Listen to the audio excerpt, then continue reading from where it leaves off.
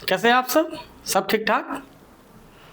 आज जो हम पढ़ेंगे वो motion of a connected bodies यानी न्यूटन्स लॉ ऑफ मोशन ही पढ़ेंगे। उसकी एक इम्पॉर्टेंट टॉपिक है ये, ठीक है। और इम्पॉर्टेंट नहीं, बहुत इम्पॉर्टेंट टॉपिक है। इसमें आपको फोर्सेस दिखाना पड़ता है, ठीक है, और इसके इक्वेशन ऑफ मोशन लिखना पड़ता है, बीडी दिखानी पड़ती है, ठीक है। तो अगर आपको ये अच्छे से आता है तो कोई बात नहीं, आप फटाफट क्वेश्चन कर जाओगे। लेकिन अगर आप एक फोर्स भी भूल जाते हो तो आपके इक्वेशन गलत होने का खतरा रहता है, इसलिए आपको ये अच्छे से देखना होगा। क्या बोला? अच्छा, तो इनका कहना है कि जो टेंशन है वो हमेशा टेंशन देते रहता है, ठीक है। तो मेरा मानना है कि मेरी बात आप याद रखोगे तो ये टेंशन आपको कभी टेंशन नहीं देगा। दुनिया वाले कितना भी टेंशन दे, ये टेंशन जो स्ट्रिंग में है ये टेंशन आपको टेंशन नहीं देगा, ठीक है। एकदम आप यकीन रखो, ठीक। तो ये बहुत ज़्यादा आज की जो टॉपिक है वो बहुत ज़्यादा इंपॉर्टेंट है। अब ध्यान से देखो और इसको समझने की आप कोशिश करो। एक बार आप कॉन्सेप्ट अच्छे से समझ गए, आपकी थियरी अच्छी हो गई, तो आप क्वेश्चन फटाफट, कोई सा भी क्वेश्चन हो, वो चाहे छोटा हो, मीडियम हो, मॉडरेट हो, हॉट्स हो, कैसा भी क्वेश्चन हो, आप फटाफट क्वेश्चन कर जाओगे अगर आपकी थियरी अच्छी है, कॉन्सेप्ट आपका क्लियर है, ठीक है। और आप ये देखो, मैंने बहुत ही एक आसान तरीके से ये दिखाया है आपको, ठीक है। और ये मैं बताता हूँ कि क्या है, ठीक है। जैसे यहाँ पे एक पुली है और यहाँ एक मास है m1 और यहाँ एक मास m2 है। तो अगर ये पुली है और ये एक स्ट्रिंग से ये दोनों मास को बांधे हुए हैं, ठीक है, तो एक की मोशन दूसरे की मोशन को अफेक्ट करता है, ठीक है। ये एक दूसरे से कनेक्ट है, ये तो ये कहलाती है motion of a connected bodies. जो मैंने आपके लिए ये डेफिनेशन किया है, आप थोड़ी सी ये डेफिनेशन देखो। क्या है ये डेफिनेशन? यानी motion of a connected body, मैंने लिखे definition, the motion of connected bodies refers to the motion of the two or more bodies connected by a string, rope, pulley, rod or other constants where the motion of one body affects the motion of others. जो मैंने अभी आपको बताया, ठीक है। कुछ points हैं जो आपको ध्यान में रखना है, ठीक है, इसलिए मैंने लिख दिया यहाँ पे इंपॉर्टेंट पॉइंट्स। आपको ये याद रखना है पहला कि एक्सटेंसिबल स्ट्रिंग क्या मतलब होता है? इसका मतलब होता है फिक्स्ड स्ट्रिंग लेंथ, यानी इसका लेंथ बड़ा छोटा नहीं होगा, ठीक है। Ideal string meaning same tension through out, जो टेंशन यहाँ पे है वो पूरी एक ही स्ट्रिंग है तो एक ही टेंशन पूरी स्ट्रिंग में होगी, इसलिए यहाँ लिखा है सेम टेंशन थ्रू आउट। यहाँ पे स्मूथ पुली, चाहे आप कुछ भी कर लो, कितना भी कर लो, कोई भी पुली होगा, कोई भी सरफेस होगी, वो 100% स्मूथ नहीं हो सकता। लेकिन हम अपने ये कन्वीनियंस के लिए उसको बनाते हैं कि मानते हैं कि ये पुली क्या है, ये पुली रफ नहीं है, ये स्मूथ है। स्मूथ मीनिंग आइडियल पुली है, ideal pulley meaning no friction, ठीक है। एक connected bodies have constant related accelerations, ठीक है। Always draw a separate free body diagram FBD for each body, ठीक है। फ्री बॉडी डायग्राम अभी बताता हूं मैं क्या है वो। यहाँ पे जो है वो मैंने यहाँ पे आपके लिए कर दिया है कि as shown in the figure let A be the acceleration. आप मान लो कि ये A एक्सेलरेशन से अपवर्ड जा रही है, ठीक है। क्यों जा रही है? क्योंकि यहाँ पे m2 is greater than m1 है, तो ये मास नीचे आएगी, यहाँ पे फ्रिक्शन है नहीं, ये मास नीचे आएगी तो ये मास ऊपर जाएगी, ठीक है। तो जिस एक्सेलरेशन से ये अपवर्ड जाएगी उसी एक्सेलरेशन से ये मास डाउनवर्ड आएगी, ठीक है। इतने में परेशानी नहीं होनी चाहिए, ठीक है। वही लिखा है कि as shown in the figure let A be the acceleration with which the heavier mass m2 moves downwards and the lighter mass moves upward. Let T be the tension in the string. तो जो मैंने FBD कहा था, ठीक, तो मैंने इस पे क्या देखा? एक्शन रिएक्शन पेयर दिखाना। आप जब भी टेंशन दिखाना, मैंने टेंशन यहाँ पे T दिखाई है, यहाँ भी T दिखाई है, तो एक्शन रिएक्शन पेयर दिखाने की कोशिश की है, ठीक है। यहाँ पे टेंशन सेम ही होगा, वही टेंशन होगा T, और यहाँ पे टेंशन T होगा। ये पूरे में टेंशन T है, ठीक है। इसके इक्वेशन ऑफ मोशन लिखने के लिए मैंने यहाँ पे एक्शन रिएक्शन पेयर दिखाया है, यहाँ पे टेंशन टी कर दिया, यहाँ पे भी टेंशन टी कर दिया, यहाँ पे टेंशन टी कर दिया और यहाँ भी टेंशन टी कर दिया। क्यों? क्योंकि एक ही स्ट्रिंग है, तो जब एक ही स्ट्रिंग है तो टेंशन सेम ही होगा सब में, ठीक है। अब आप यहाँ पे यहाँ लिख सकते हैं equation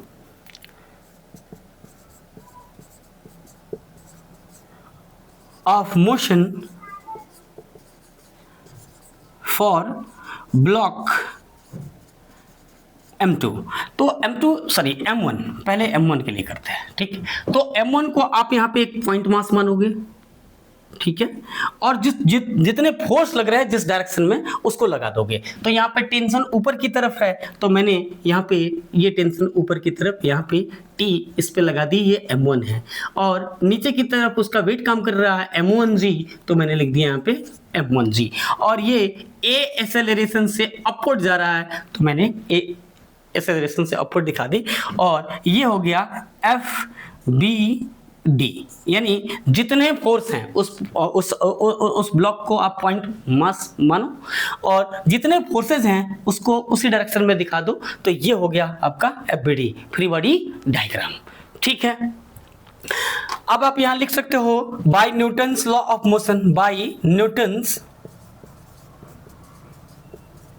second law of motion,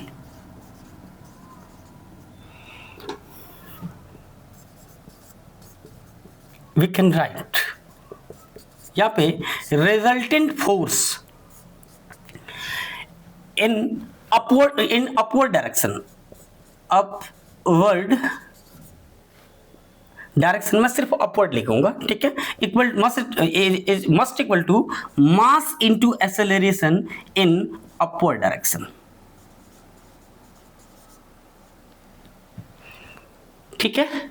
problem ये वही है, आप Newton second law of motion जो मैंने आपके लिए लिखा था, resultant force in X direction is must equal to mass into acceleration in X direction, resultant force in Y direction is must equal to mass into acceleration in Y direction, resultant force in Z direction is must equal to mass into acceleration in Z direction, resultant force towards centre is must equal to mass into acceleration towards centre, meaning जिधर की तरफ net force होगा मास और acceleration का product उधर ही होगा, ठीक है। ये Newton second law of motion है, मुझे ये मानना है कि मैंने ये आपको बता रखा है, ठीक है। तो मैं सारे फोर्सेस को क्या ये अपवर्ड डायरेक्शन में लिखूंगा, यानी नेट फोर्स लिखूंगा। तो आप देखो इसके लिए आप ऐसा लिख सकते हैं T cos 0 डिग्री प्लस ये T ऊपर के डायरेक्शन की तरफ है, यानी अपवर्ड डायरेक्शन से कितनी एंगल बना रहा है 0 डिग्री, तो मैंने T cos 0 डिग्री लिख दिया, और यहाँ के लिए लिखा M1G cos 180 degree equal to mass time acceleration, mass M1 है और एक्सेलरेशन A है। तो आप यहाँ से लिख सकते हो T cos 0 डिग्री वैल्यू 1 होती है, प्लस यहाँ पे M1G और cos 180 माइनस ऑफ 1 होती है, तो यहाँ पे M1A लिख दिया। ये हो गया T minus M1G equal to M1A mass into acceleration. तो मैंने यहाँ पे ये इक्वेशन नंबर 1 लिख दिया, ठीक है। अब आप लिखो फॉर ब्लॉक 2 या फॉर ब्लॉक 2 यानी M2। अब यहाँ पे आप FBD दिखाओगे तो यहाँ लिखोगे ऊपर की तरफ टेंशन इस पे लग रहा है T, और नीचे की तरफ M2G लग रहा है, ये M2 मास है, और ये नीचे की तरफ A एक्सेलरेशन से आ रहा है डाउनवर्ड, ठीक है। इतनी परेशानी नहीं होनी चाहिए। आप न्यूटन्स लॉ ऑफ मोशन ऐसे ही लिखोगे, यहाँ पे लिखोगे by Newton's second law of motion, यही लिख देता हूँ मैं। ये FBD हो गई, FBD यहाँ पे लिखूंगा by Newton's second law of motion, resultant force in downward direction, downwards is must equal to mass into acceleration towards downward, downward direction. ठीक है, यहाँ पे मीनिंग क्या हुआ, आप फिर से देखो M2G नीचे की तरफ है, M2G नीचे की तरफ है, तो आप यहाँ पे लिखोगे M2G cos 0 डिग्री उसके जैसा। ठीक है, अभी ये नीचे आ रही है, एक्सेलरेशन के डायरेक्शन में मुझे नेट फोर्स लिखना है, इसलिए मैंने M2G cos 0 डिग्री लिख दिया, अब प्लस T cos 180 डिग्री लिख दिया, और मास है M2 और एक्सेलरेशन है A। तो आपका यहाँ पे आ गया M2G into 1 plus T minus of 1 to M2A, ये आ गया M2G minus T equal to M2A, ये इक्वेशन नंबर 2 हो गया आपका। ठीक है, अब आपको एक्सेलरेशन फाइंड आउट करना होगा। ठीक है, तो मैं यहाँ से एक्सेलरेशन लेके आ सकता हूँ, कैसे, आप लिखो एडिंग इक्वेशन 1 एंड 2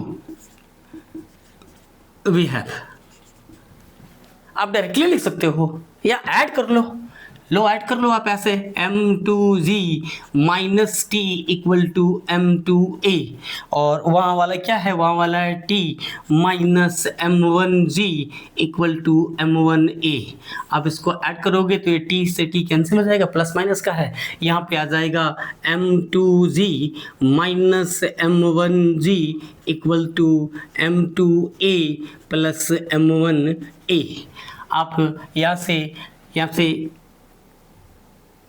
लिख सकते हो M2 माइनस M1 इंटू ये G कॉमन कर लोगे, यहाँ से A कॉमन कर लोगे तो ये M2 प्लस M1 A हो जाएगा into, that imply A equal to M2 minus M1 upon M2 plus M1 into G, ये हो गया आपका एक्सेलरेशन। ठीक है, तो ये बहुत सारे बच्चे याद रखते हैं फटाफट इक्वेशन लिखने के लिए। ठीक है, आपको इस टाइप का मास पुली सिस्टम है तो आप क्या करोगे, एक्सेलरेशन के लिए डायरेक्टली आप पुट कर दोगे M2 बड़ा वाला मास माइनस छोटा वाला mass upon M2 plus heavier mass plus lighter mass. ठीक है, नीचे वाला प्लस है, ऊपर वाला माइनस है, लेकिन ध्यान रहे हेवियर माइनस लाइटर है। ठीक है, तो ये एक्सेलरेशन का हो गया। अभी आप अगर इनसे दोनों को डिवाइड कर देते हो तो क्या हो जाएगा, टेंशन चला आएगा। ठीक है, अब मैं डिवाइड कर दूं अगर यहाँ पे तो क्या लिखूंगा, M2G माइनस T अपॉन, यहाँ पे क्या था, यहाँ पे था T minus M1G equal to M2A upon M1A।